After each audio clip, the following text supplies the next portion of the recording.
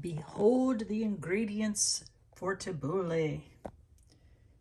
We've got bulgur wheat, not booger wheat, but bulgur wheat. I don't know how you say that properly.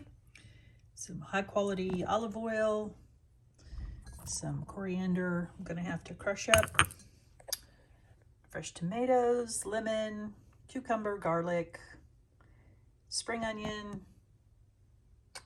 parsley, and mint.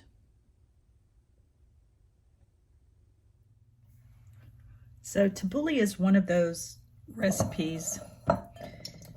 You ever have a recipe that just reminds you of a person? My sister, my oldest sister, was the first person to ever introduce me to tabbouleh. And I was absolutely gobsmacked. So weird fact about me is I'm a super taster and a super smeller.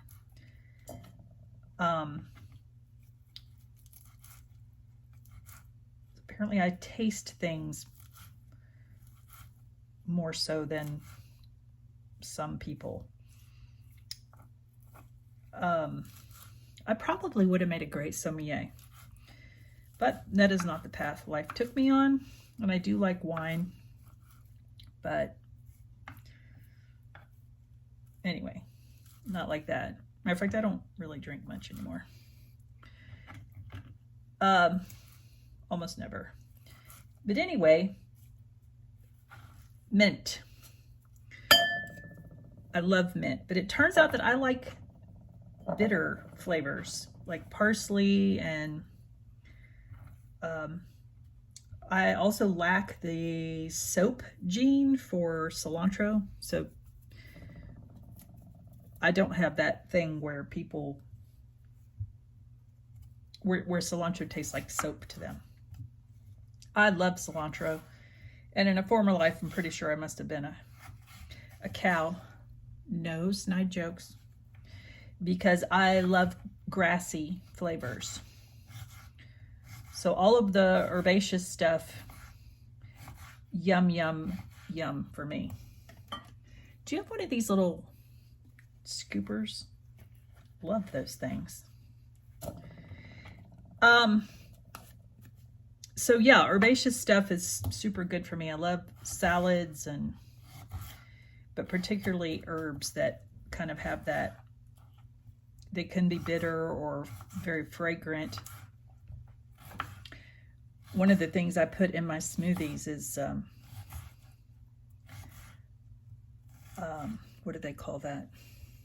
Culinary lavender. So when I blend up the smoothies, I just throw some lavender seeds in there. They're dried seeds. And I love that taste. Anyway, fun fact. And then, so I've got mint, cucumber, cherry tomatoes, parsley. That'll go in next. Anywhoozles, this recipe, I guess probably the first time I ever ate it was in the 90s. And I just really, really, really, really loved it.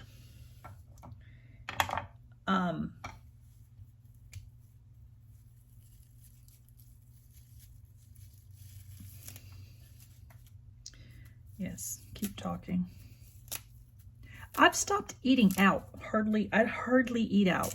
Like if the kids invite me along or there's some special occasion, I'm all for it. But does anybody else notice that food just doesn't, like fast food and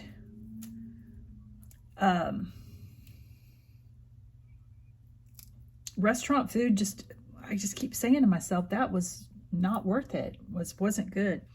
I went to eat with my nephew the other day, and we went to this Thai restaurant. And, ooh, it was so good. So I'm not saying that no restaurant is good, because that would indicate perhaps there's something wrong with my taste buds.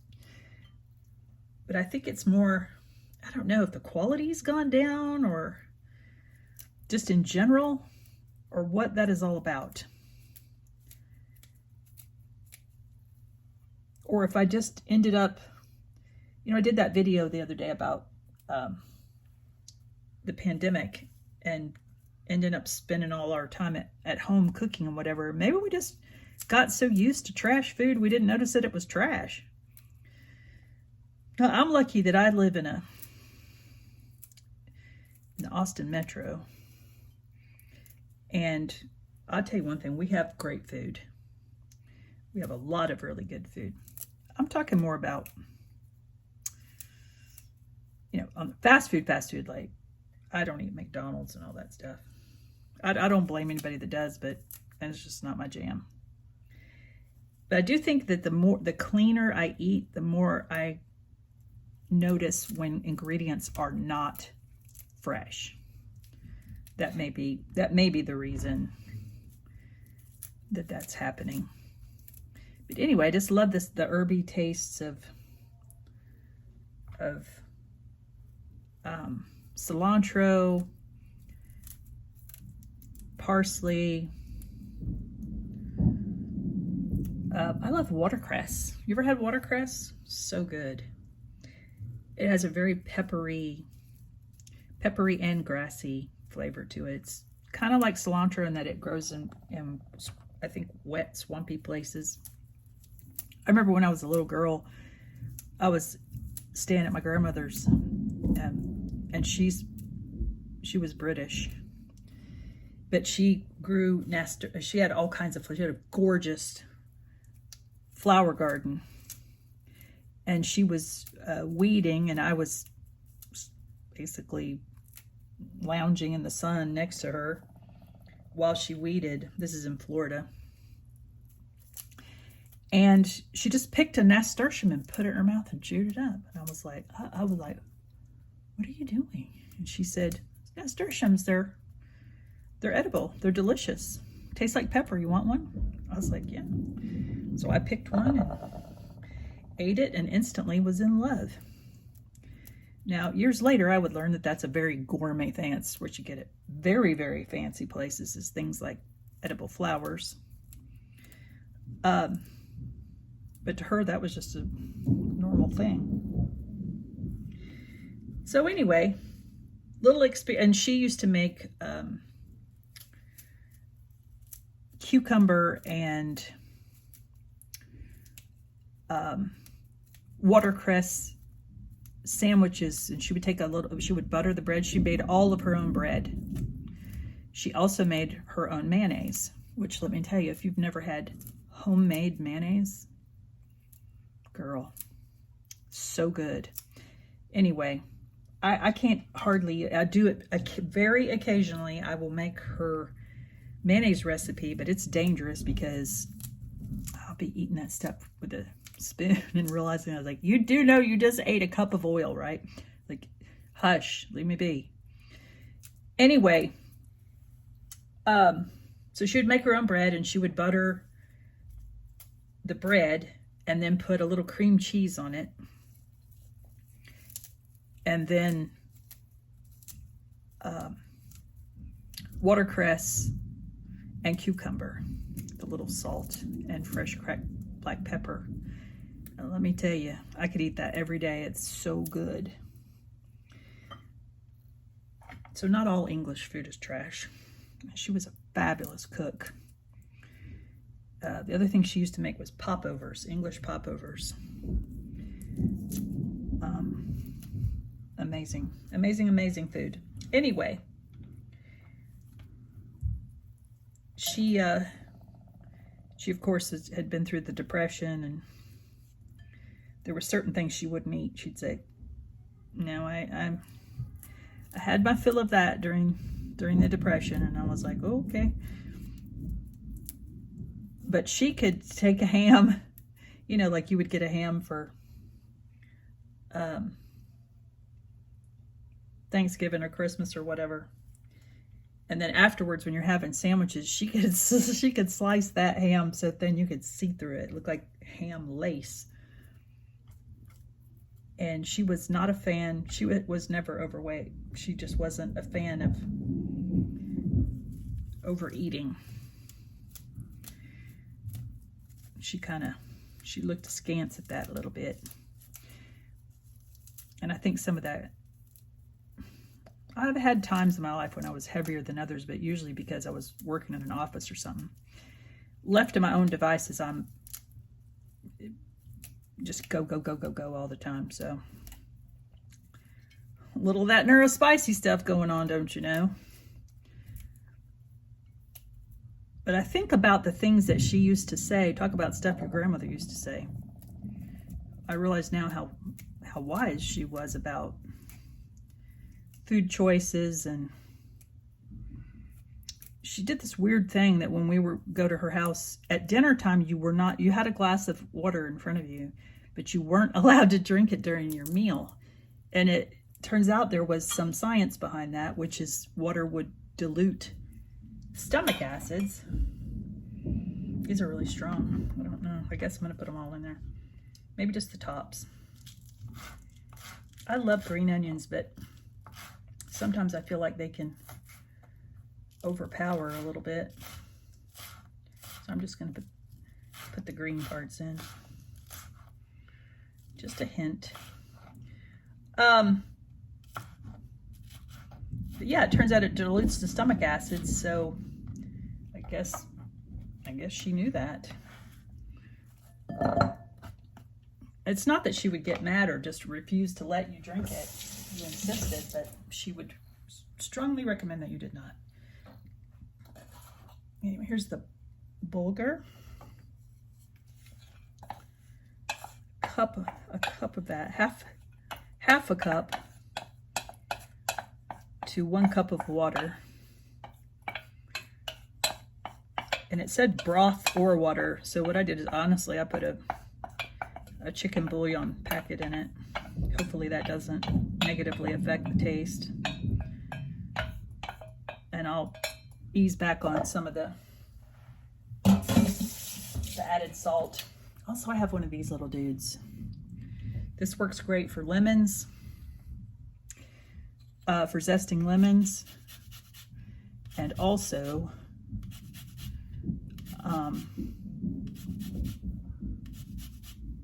zesting the garlic, where it's just super finely minced, because I don't want to bite into a big old hunk of raw garlic. Although I love garlic, not sure I want a hunk of that raw stuff. I have a small kitchen, so I don't have a lot of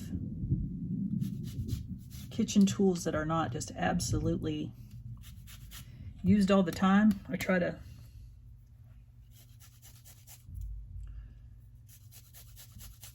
be very judicious about how much of all that stuff I have. I don't like a bunch of stuff. Kind of like that clutter thing. Not a fan.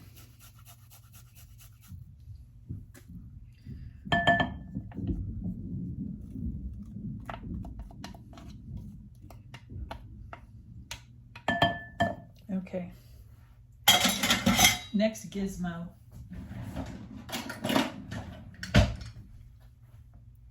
Lemon squeezer. Love these things. So fabulous.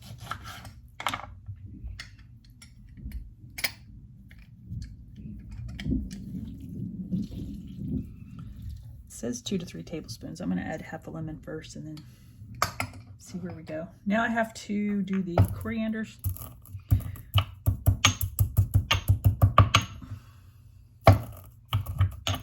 You can get the powdered kind, but I like to get the seeds and grind it myself, because I feel like it has more punch to it. Like if you get it already powdered, it doesn't seem as fragrant. I swear that smells like perfume. Yum. It smells so good. I kind of try to get that kind of like pepper, rough cut pepper, sort of. And then the olive oil. It says third of a cup of olive oil. And some salt. But I'm going to hold off on the salt until I see how much this bulgur added to it.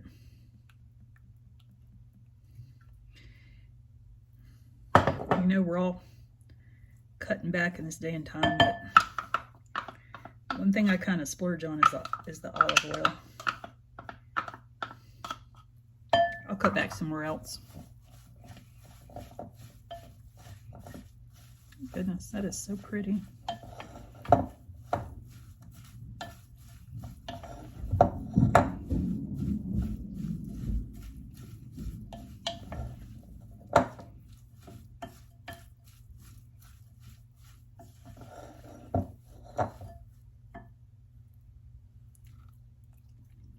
Oh yeah, I don't need any more salt.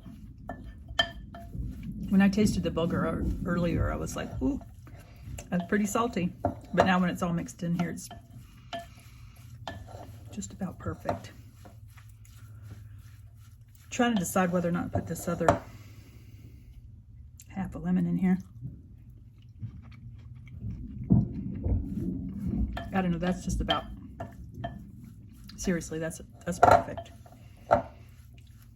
Anyway,